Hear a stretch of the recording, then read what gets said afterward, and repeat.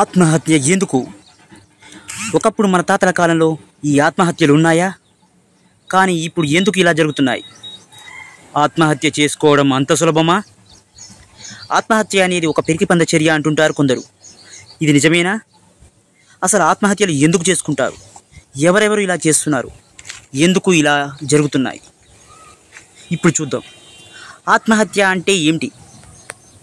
ఆత్మ means soul. మన ప్రాణాన్ని మనం తీసుకోవడమే ఆత్మహత్య అంటారు. ఒకప్పుడు ఉన్నాయా అంటే ఇది చాలా అరుదు అనే చెప్పవచ్చు.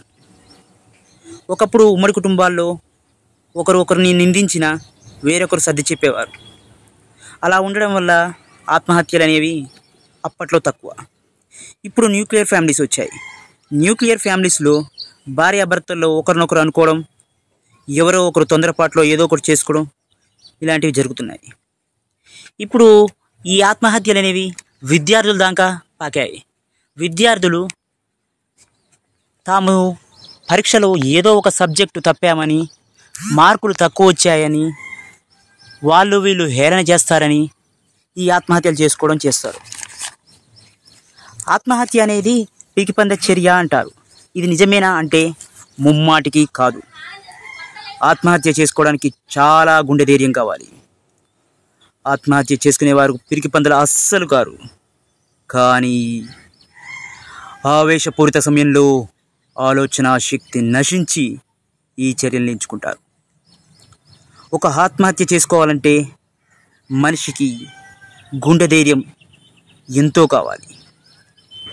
ఆత్మహత్య చేసుకోవాలనే మనిషి ఆ గుండె ధైర్యంతో పోరాడితే ఏదైనా సాధించగలడు. పోరాడితే పోయేదేం లేదు, బానిస సంఖ్యలు తప్ప అన్నాడు ఓ కవి. ఇదే సామెతను మన పెద్దవాళ్ళు ఇంకో రకంగా చెప్తారు. అవుటో రైటో ఏదో ఒకటి చెయ్యి అని. అంటే చేసే పని మంచిదై, చెయ్యాలనే ధ్యేయం గొప్పదైతే విజయం అనేది తప్పక వరిస్తుందని చెప్పకనే చెప్తున్నారు.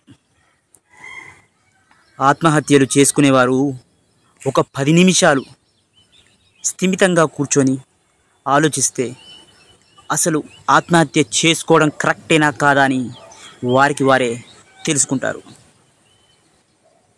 ఇంతసేపు ఓపికగా విన్నవారందరికీ ధన్యవాదాలు. ఈ వీడియో మీకు నచ్చినట్లయితే సబ్స్క్రైబ్ చేయండి. MJ6 TV news.